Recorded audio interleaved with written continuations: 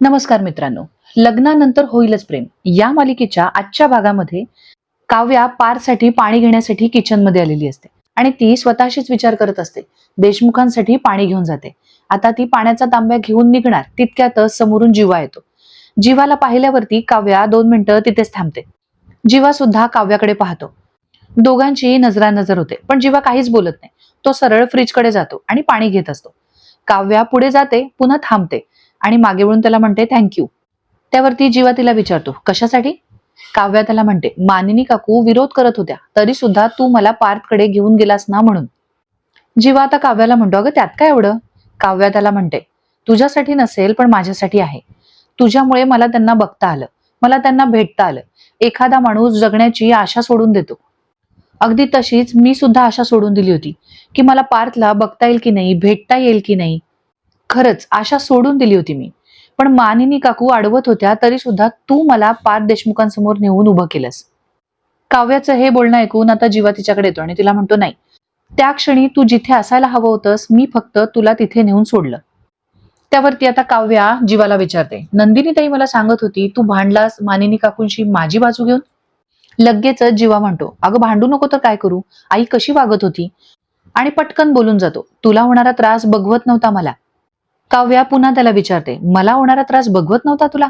आता जीवा म्हणतो हो, देवळात तुझ्या हातावरती जेव्हा जळता दिवा पाहिला ना तेव्हाच माझ्या पायाखालची जमीन सरकली होती. काव्या मात्र आता काहीच बोलत नाही. लगेच जीवा तिला म्हणतो म्हणजे anyway don't take it otherwise, मी काही जेलस वगैरे होत नव्हतो. पण तू ज्या प्रकारे दादासाठी हे सगळं काही करत होतीस ना ते बघून मला खूप अभिमान वाटला तुझा.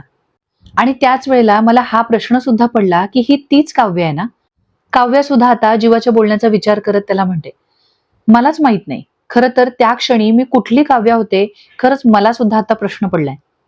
हा पण इतकं नक्की की त्यावेळी मला पार्थसाठी जे करावं असं वाटलं, जे योग्य वाटलं ते मी केलं. त्यावर लगेच जीवा सुद्धा काव्याचं कौतुक करत म्हणतो आणि हे सगळं देवापर्यंत नाही तर पार्थच्या मनापर्यंत देखील पोचलं असेल, म्हणूनच तो परत आला. आपल्या माणसाचा हात सुटण्याच्या जाणीवेने जसा आपला श्वास थांबतो ना तशीच जाणीव बहुतेक पार्थ दादाला झाली असणार आणि म्हणूनच तो थांबला असेल तुझ्यासाठी. काव्याला जीवाचं म्हणणं पटतं. आता लगेच जीवा पुढे तिला म्हणतो खरं तर पार्थ दादा आज तुझ्यामुळे आपल्यात आहे. त्यामुळे ना खरं तर तुला खूप खूप थँक्स. फायनली दादा आता बरा झालाय, फायनली सगळं ठीक झालंय. तितक्यातच लगेच काव्या त्याला विचारते खरंच. काव्या पुन्हा जीवाला विचारते खरंच सगळं ठीक झालंय जीवा. आता काव्या काय बोलते हे जीवाला कळत नाही. काव्या पुढे म्हणते खरंच सगळं तेव्हाच ठीक होईल जेव्हा तू नंदिनी ताईला तिचा आनंद निवास परत मिळवून देशील. आता काव्याला आनंद निवास बद्दल माहिती ऐकून जीवाला टेन्शन येतं. लगेच काव्या म्हणते सांगितलं मला ताईनी, पण डोंट वरी, हे फक्त मला माहिती, घरात अजून बाकी कोणाला हे काही माहित नाही. पण तू हिंमत हरू नकोस जीवा, नंदिनी ताई आहे तुझ्यासोबत. आता लगेच जीवा म्हणतो नाही, ती खूप चिडलीये माझ्यावर. त्यावरती काव्या सुद्धा जीवाला म्हणते हो, कारण तिला तिचा विश्वासघात केलेला नाही आवडत. तिला तिची फसवणूक झालेली नाही आवडत. एक वेळ ती तिचं नुकसान करणाऱ्याला माफ करेल. पुढे जीवा लगेचच म्हणतो पण तिची फसवणूक करणाऱ्याला ती कधीच माफ करत नाही. आता जीवा आणि काव्या बोलत असतात तितक्यातच पिऊ तिकडे येते. आता पिऊ त्या दोघांकडे पाहतच राहते आणि लगेचच तिला लग्नातला प्रसंग आठवतो. तिने या दोघांना एकत्र पाहिलेलं असतं आणि तेव्हा जीवा काव्याला फ्लाइंग किस देत असतो. आता ती दोघांकडे जरा संशयानेच पाहते आणि लगेच येऊन विचारते तुम्ही दोघं इकडे काय करताय. जीवा तिला म्हणतो अगं मी पाणी प्यायला आलो होतो. काव्या म्हणते आणि मी पाणी भरायला आले होते. ती म्हणते अच्छा, पण तरीही ती दोघांकडे थोडं संशयानेच पाहत असते. आता लगेच जीवा तिला विचारतो मला एक सांग तू इथे काय करतेयस. त्यावरती पिहू म्हणते मला ना क्रेविंग झालं होतं आईस्क्रीम खायची, म्हणून मी इकडे आले होते. ती त्या दोघांनाही विचारते तुम्ही पण खाणार ना आईस्क्रीम. काव्या म्हणते नाही नाही, मी आता पडते, तुमच्या दोघांचं चालू द्या. आणि ती गुड नाईट म्हणून तिथून निघून जाते. आता जीवा सुद्धा पिहूला म्हणतो पिहू मला सुद्धा नको आईस्क्रीम, पण तू सुद्धा आईस्क्रीम खाल्लं ना की लगेच झोपायला जायचं. आता पिहू ठीक आहे म्हणते. जीवा सुद्धा गुड नाईट म्हणून निघून जातो. पिहू आता जरा विचारातच पडते आणि म्हणते ह्या दोघांचं काय सुरू आहे, हे दोघं खोटं तर बोलत नाहीयेत ना, नक्की या दोघांमध्ये काही सुरू नाहीये ना. तर आता इकडे मानिनीला सुनीताचा पुन्हा एकदा फोन येतो. आता सुनीताचा फोन आल्यावरती मानिनी 2 मिनिटं फोनकडे पाहून विचारच करते, कारण मानिनीला सुनीता सतत काही ना काहीतरी काव्याबद्दल भरवत असते. आता या दोघींचं बोलणं सुरू असतं. मानिनी सुनीताला म्हणते अगं नाही नाही, त्यांचं काहीही सुरू नाहीये. तरी सुद्धा सुनीता इथून चालूच राहते. अगं तू कसं काय इतक्या सहजासहजी तिला माफ करू शकतेस, आणि तिच्या शब्दावर तू विश्वास तरी कसा काय ठेवू शकतेस? मी तुला गेल्याच वेळी सांगितलं होतं ना, हा सगळा दिखावा आहे म्हणून. मानिनी आता तिला म्हणते, अगं तिने जळता दिवा हातात घेतला होता आणि याला तू दिखावा म्हणते सुनीता? मानिनी आता सुनीताला म्हणते, हे बघ, हे करण्यासाठी ना हिंमत लागते आणि सगळ्यात महत्वाचं म्हणजे ना मनात प्रेम लागतं. म्हणजे ते प्रेम काव्याला आता कळत नाहीये, पण ते मला कळतंय. तरी सुद्धा सुनीता काही ऐकत नाही. ती लगेचच मानिनीला म्हणते, अगं तुला कळतंय, कारण तू प्रामाणिकपणे विक्रमसाठी हातावरती जळता कापूर ठेवून देवाकडे प्रार्थना केली होतीस, कारण तुझ्या मनात विक्रम शिवाय दुसरं कोणी नव्हतं ग. आता मानिनी तिला म्हणते, अगं सुनीता, अगं कुठली मुलगी दुसऱ्या मुलावरती प्रेम असताना नवऱ्यासाठी असे चटके सहन करेल, सांग बरं मला. सुनीता पुन्हा आग लावत म्हणते, अगं तिला हे सगळं करताना कोणीतरी पाहिलंय का? कशावरून ती उगाचच अशा खोट्या कहाण्या सांगते म्हणून. त्यावरती मग आता मानिनी चिडते आणि म्हणते, सुनीता आपण एक काम करूया का? आपण ना या विषयावरती बोलायलाच नको. त्यावरती सुनीता मानिनीला म्हणते, अगं मी तुझ्या मनात तुझ्या सुनेविषयी विष घालवते असं तू समजू नकोस. भविष्यात ती तुला चटका लावून जाईल असं काही घडू नये एवढंच मला वाटतंय. आणि म्हणूनच मी तुला हे सगळं सांगते. हे बघ, तू ना तुझा हट्ट सोडू नकोस. तिच्याशी अजिबात नरमाईने वागायचं नाही. सुनीता आता जे काही सांगत असते ते मानिनीला काही पटत नसतं. तरी आपली सुनीता चालूच राहते. म्हणते, तू एक काम कर, तू या प्रकरणाच्या ना मुळाशी जा. आता मात्र मानिनी तिला थांबवते आणि म्हणते, सुनीता मी काय म्हणते, आणि पूर्णच विषय बदलून टाकते आणि म्हणते, तुझा दिवाळीचा फराळ झाला का ग? म्हणजे तू घरी करतेस की बाहेरूनच आणायला लागतो तुला फराळ? आणि मुद्दामूनच तिला टोमणा देत म्हणते, कारण तुला वेळच मिळत नसेल ना या सगळ्या गडबडीतून, म्हणजे कॅफेच्या ग तुझ्या गडबडीतून. सुनीताला मात्र बरोबर कळतं की मानिनीला नक्की काय म्हणायचंय. आता ती सुनीताला म्हणते, हे बघ मानिनी, मला समजतंय की तू विषय बदलतेस, पण मला एक सांग, विषय टाळून प्रश्न सुटतात का? नाही. त्यामुळे ना तू एक काम कर. आता मात्र सुनीता काही ऐकायलाच तयार नसते. शेवटी मानिनीच वैतागून तिला म्हणते, सुनीता ऐक ना, मला ना झोपायच्या आधी माझी काही कामं संपवायची, आपण नंतर बोलूया का? असं म्हणून आता मानिनी सरळ फोनच कट करते. सुनीता मात्र तिला अजून काही सांगण्याचा प्रयत्न करत असते, पण मानिनी काहीच ऐकून घेत नाही. तर ही सुनीता इकडे स्वतःशीच विचार करते, म्हणजे हिला काय झालंय अचानक? त्या काव्याने हातात पेटता दिवा काय धरला? हिचं अचानक सुनेबद्दलचं मतच बदललं एकदम. तर आता दुसऱ्या दिवशी सकाळी विक्रम आणि पार्थ दोघेही मिळून ब्रेकफास्ट करत असतात. आता पार्थ वैतागून विक्रमला म्हणतो, बाबा मला ना कंटाळा आलाय. विक्रम त्याला म्हणतो, अरे तुला ना लाईफ एन्जॉयच करता येत नाही. त्यावरती पार्थ लगेचच म्हणतो, घरात बसून कसं करणार लाईफ एन्जॉय, आणि तेही आजारी असताना? विक्रम त्याला खूप छान समजावत म्हणतो, अरे तेच तर एन्जॉय करायचं असतं ना. अरे काय आहे ना, हे जे आजारपण असतं ना, हे ऐन तारुण्यात मिळालेलं बालपणाचं तिकीट असतं. पार्थला मात्र काहीच कळत नाही. पार्थ त्याला विचारतो, म्हणजे? आता लगेच विक्रम त्याला एक्सप्लेन करतो. अरे म्हणतो, लहान मुलं कशी जरा काही झालं की आवाज करून रडायला लागतात, मग लगेचच सगळे त्यांना उचलून घेतात आणि त्यांना म्हणतात, काय झालं काय झालं? मग आपण पण ना तसंच करायचं. आजारपणात ना नुसतंच आई ग करून कणत राहायचं. मग माणसं बघ कशी आपल्या मागे धावत येतात. आता पार्थला विक्रमचं हे सगळं बोलणं ऐकून हसायला येतं. मग आता लगेच विक्रम त्याला म्हणतो, अरे मस्त वाटतं, करून दाखव. आणि मग पुन्हा आई ग, आई आई असं म्हणून त्याला खिजवायला लागतो आणि म्हणतो, दाखव ना करून. पार्थ म्हणतो, बाबा काही काय? विक्रम त्याला परत म्हणतो, अरे दाखव ना करून. मग आता लगेचच पार्थ सुद्धा कण्याची ऍक्टिंग करून दाखवतो. आता लगेच विक्रम हसतो आणि म्हणतो, वा वा, जमेल तुला जमेल. आणि पुन्हा त्याला म्हणतो, हे बघ, आणि मध्येच ना असं करायचं.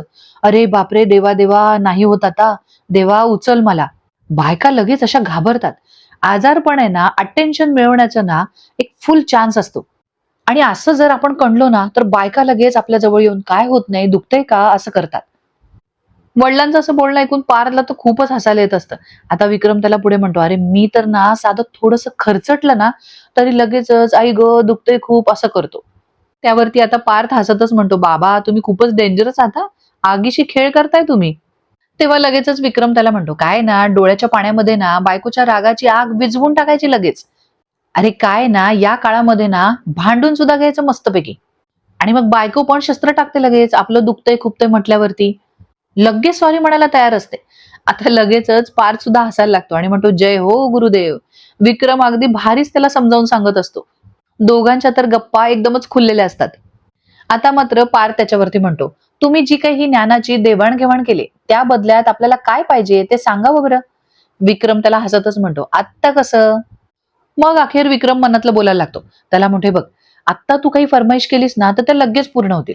नाही म्हणजे कसं, आता बाजारात गाजरं बिजरं येतात ना, मग मुद्दामून म्हणायचं, माँ के हात का गाजर का हलवा वगैरे, काय आहे ना, ही मानिनी आहे ना, मी सांगितलं ना तर काहीच करणार नाही. पण जर तू सांगितलंस ना तर लगेच येईल पुढ्यामध्ये. आता पार्थला बरोबर कळतं की विक्रम एवढा वेळ पार्थला मस्काबाजी का करतोय. तो म्हणतो अच्छा. त्यावरती विक्रम त्याला म्हणतो, मला पण त्याचा मस्तपैकी आस्वाद घेता येईल ना, फर्स्ट क्लास. आता या दोघांच्या इतक्या गोड गप्पा रंगलेल्या असतात. तेवढ्यात आता मानिनी आणि नंदिनी दोघेही तिथे येतात. आता मानिनी विचारते, कसला आस्वाद घ्यायचाय तुम्हाला? लगेच आता विक्रम विषय बदलतो आणि म्हणतो, अरे आस्वाद कसला? मी त्याला सांगत होतो की बायका किती हळव्या असतात. तो विषय चालला होता आमचा. मानिनी लगेच म्हणते, हो का? कळलं आम्हाला, कळलं. विक्रम म्हणतो, अरे तुला सांगतो पार्थ, बायका घरातल्या अशा खुश असल्या ना, हसत खेळत असल्या ना, की घर कसं एकदम हसतं खेळतं राहतं. नेमकं त्याच वेळेला आता जीवा सुद्धा ब्रेकफास्टसाठी येतो. त्यावरती मग आता विक्रम जीवाला गुड मॉर्निंग करतो. सगळेच आता ब्रेकफास्ट करायला बसलेले असतात. आता जीवा ब्रेड उचलण्यासाठी हात पुढे करतो. त्याच्या हातावरती जखम असते. नेमकं विक्रमचं लक्ष त्याच्या हाताकडे जातं आणि तो त्याला विचारतो, एक मिनिट एक मिनिट, हे काय झाले तुझ्या हाताला? विक्रमने असं विचारल्यावर जीवाच्या पटकन लक्षात येतं. आता नंदिनी सुद्धा त्याच्याकडे पाहत राहते.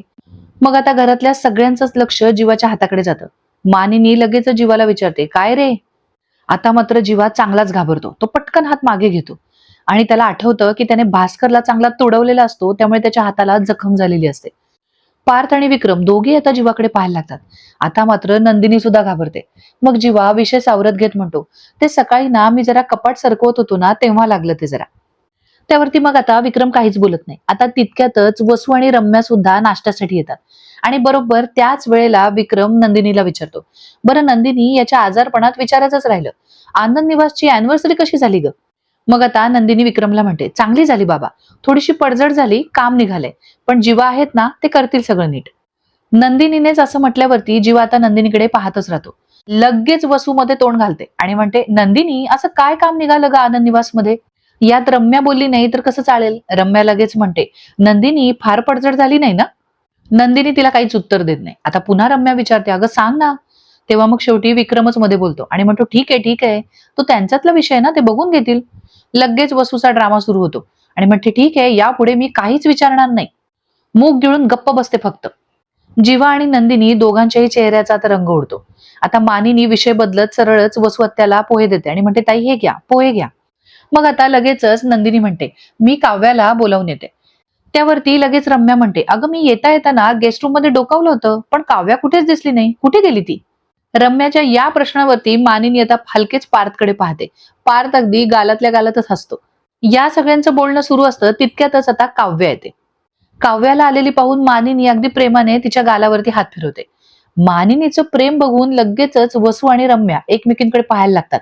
मग आता रम्या लगेच काव्याला विचारते, काव्या, तू पार्थच्या रूम मधनं कशी काय आलीस?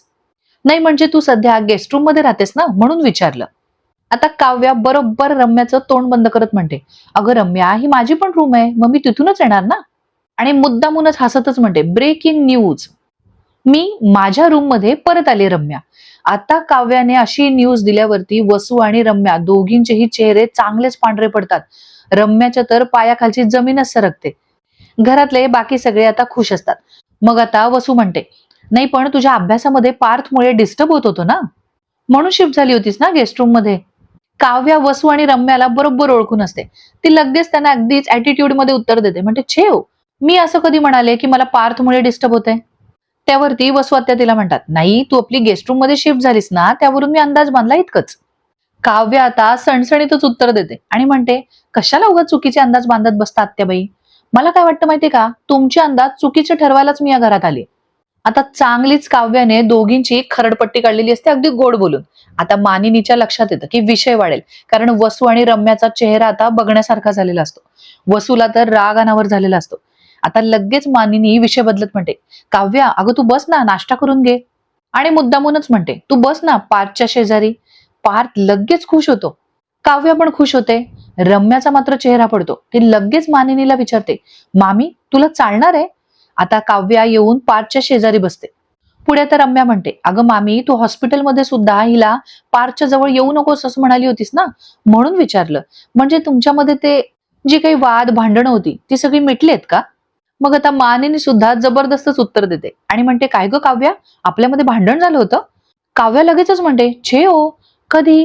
आणि मुद्दामून रम्याला म्हणते, कसं असतं ना रम्या, आमच्या दोघींमधलं भांडण म्हणजे ना मोबाईलच्या नेटवर्क सारखं आहे. कधी कधी नेटवर्क चांगलं असतं, कधी कधी सिग्नल वीक होतो. आणि मुद्दामूनच पुढे म्हणते, पण महत्वाचं काय आहे, बोलायची इच्छा कमी होत नाही ना? काय? आणि मुद्दामून मानिनीकडे पाहून विचारते, काय? आता मानिनी सुद्धा हसते आणि मान डोलावते. रम्याला काय आता हे पचनी पडत नसतं. वसू आणि रम्या दोघींचे फासे सारखे उलटे पडत असतात. आता लगेच रम्या विचारते, मामी म्हणजे तू माफ केलंस काव्याला? त्यावर मग मानिनी आता तिला म्हणते, अगं रम्या, माफ वगैरे करावी एवढी मोठी काही चूक केली नव्हती तिने. आणि चांगलीच दोघींना सुनवत म्हणते, आता हे बघ ना, तुम्ही दोघी गेले काही महिने फक्त स्वतःचा विचार करताय. त्यांनाही मी माफ केलंच ना मग. आता चांगलाच वसूला परत राग येतो. ती मानिनीला म्हणते, ए मानिनी. ती पुढे काही बोलणार, परत विक्रम विषय बदलतो आणि म्हणतो, बरं बरं ते सगळं ठीक आहे. ए, तू हे भांड उचलून तिकडे का ठेवलंस, त्याच्यात काय आहे, आम्हाला पण पाहिजे. तेव्हा मग आता मानिनी म्हणते, मला वाटलंच तुम्हाला ना याच्यातच इंटरेस्ट असणार आहे, म्हणूनच तुमचं सगळं लक्ष याच भांड्याकडे होतं. पण हे मी फक्त काव्यासाठी केलंय, गोड शिरा. मग आता मानिनीने गोड शिरा स्वतःच्या हाताने केला हे पाहून काव्या खूपच खुश होते. रम्या आणि वसूला मात्र प्रचंड राग येतो. आता विक्रम लगेचच पार्थला म्हणतो, पाहिलंस? त्यावरती पार्थ विक्रमला म्हणतो, मी पाहिलं, तुम्ही पहा.